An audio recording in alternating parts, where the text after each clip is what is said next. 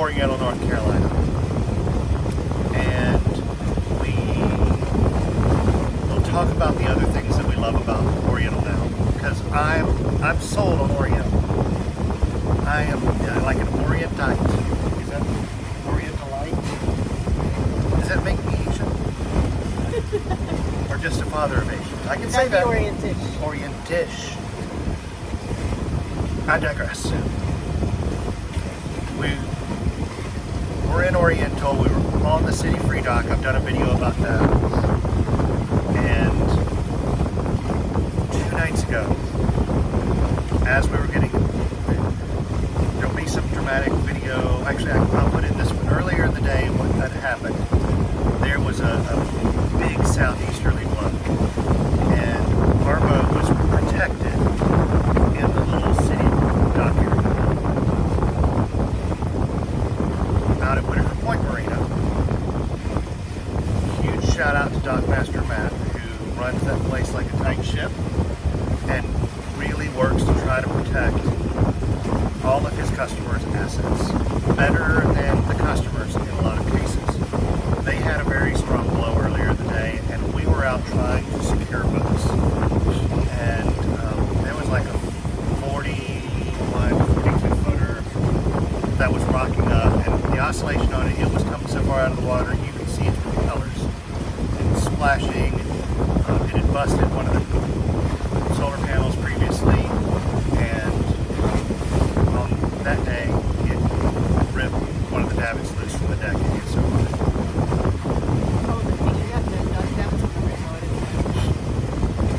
But we kept checking towndock.net and checking on our boat, and it was fine all day.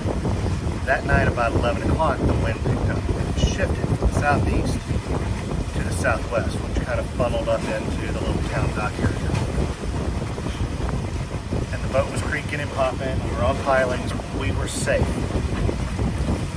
My port bow was 6 feet from the sidewalk, but it was safe the whole time. We were tied off. We didn't put undue stress on anything.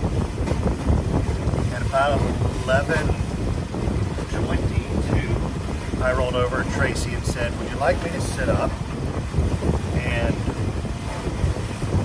make sure nothing happens in this wind?" And you said, "Well, honestly, I'm going to stay up the rig for a little while anyway. Because the wind was supposed to die off after an hour or so." It was 11:22. 11:23. Right after the first little soft purr. I was in a blissful sleep. After a minute? I could fall off into sleep in no time. I awoke to the stern of our boat was to the open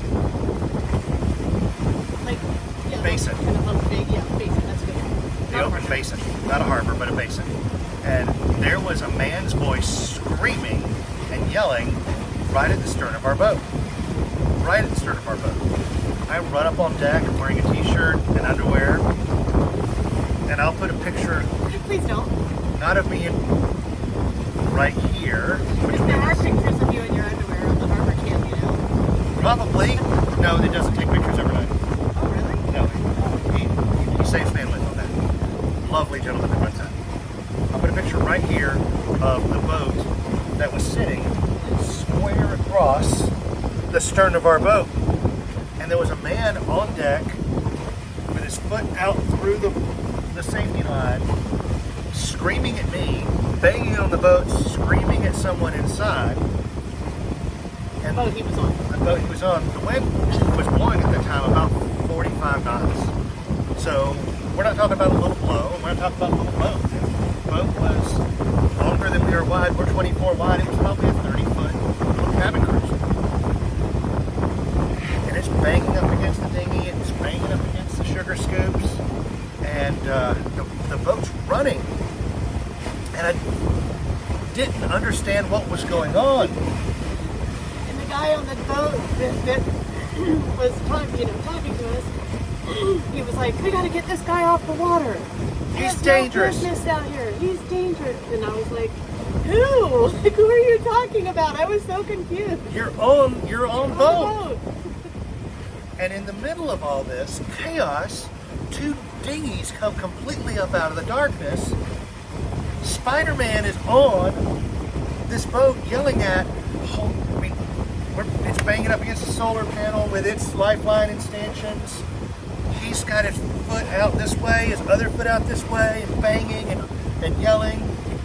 And he's got this beard, and nothing's working in my brain. Nothing. and I'm like, "Andy, just push them off of us. Like, So- push them past us." Tracy runs down to the starboard sugar scoop to try to push him, and I'm down on the port pushing, and next thing I know, she disappears and comes back up because she was in her nightgown, and she's putting on a sweatshirt. And by that time, we'd gotten right off of that sugar scoop, and we were pushing it off this one. So we were pushing it off to our port. And it was a lot of force from that boat, because it was a very high-sided boat. A lot of windage on the side, probably 6 feet above waterline. So this little dumpy little thing. And I'm pushing and pushing, and the guy's holding it off the panels, and I shove him off into this little tiny spot off to our port.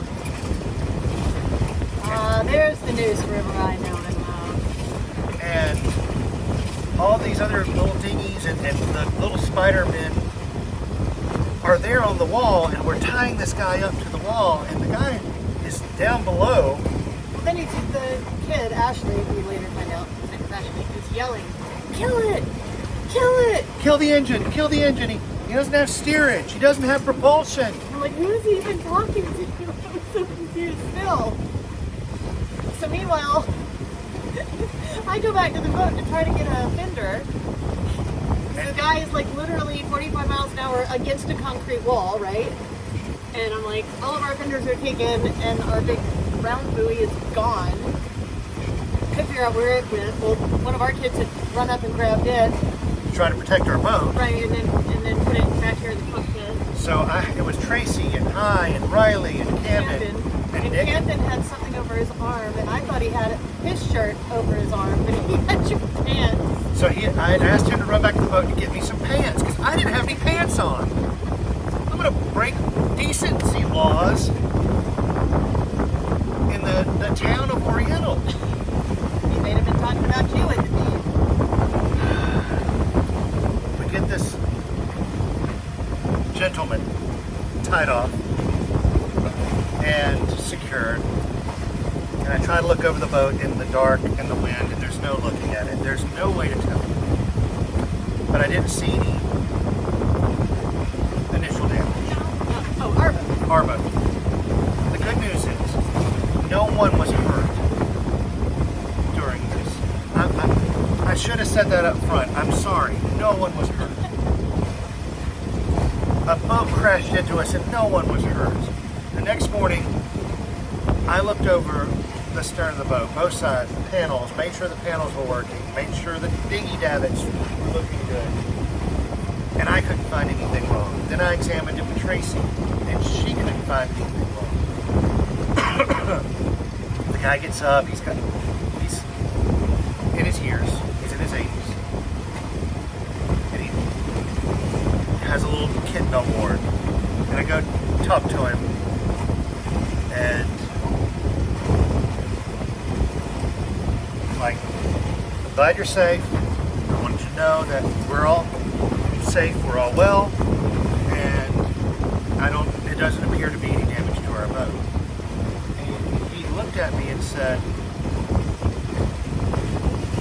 "Oh, well, yeah, so the wind was blowing last night, and I decided to motor in, and I scooted right between your boat and the fishing boat, and I was able to tie off last night in the middle of that wind." That's not what happened. Not what happened.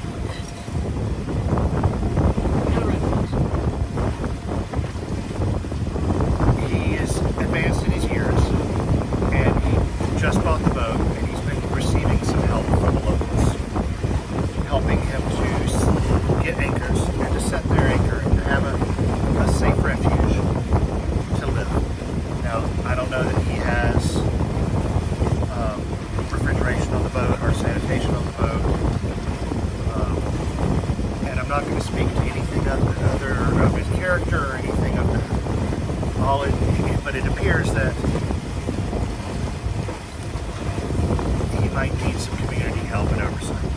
I hope that he can receive the help he needs and will take the help he needs. And I hope that he will not become a burden on the town of Oregon and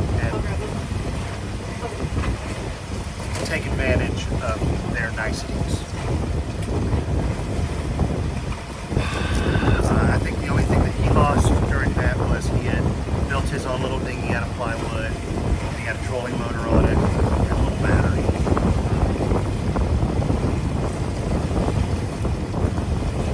Then my boys, I love them. They helped him pull his capsized dinghy out of the water last night or yesterday afternoon. I'll put a picture of that right over here.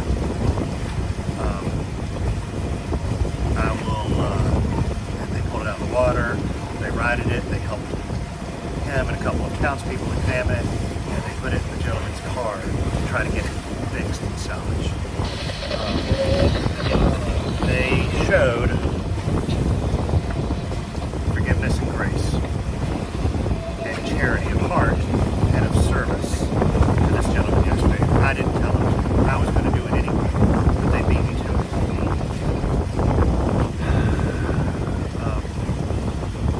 We're all safe. It'll be a great story to tell later. I'm thankful that we're all safe and the boat wasn't harmed, and that would have caused trauma and delays and other things. And we got to get this shit, get out of town. We got to head south. So that would have just delayed all that. So I've said I'm going to do some pictures of the boat.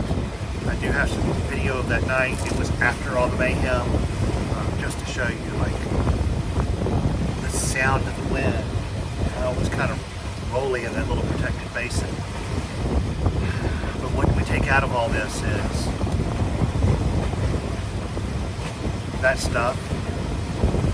People are okay. You got to worry about people first. And I'll show you the video that night right now. I'll turn this off and might do a coffee with Andy. Because we have all kinds of other stories.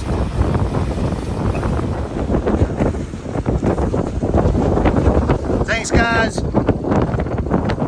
Appreciate it. So it's blowing. Probably 35, 40 knots. Woke up and we're on this free docks here in Oregon. And I hear all this yelling outside from asleep. Run out of the cockpit and there's a boat right here banging up against the back of my boat.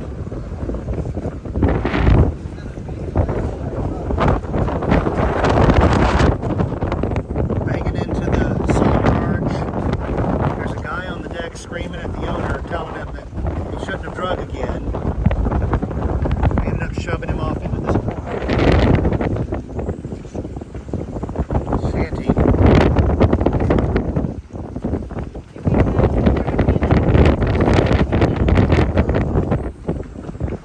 See what it looks like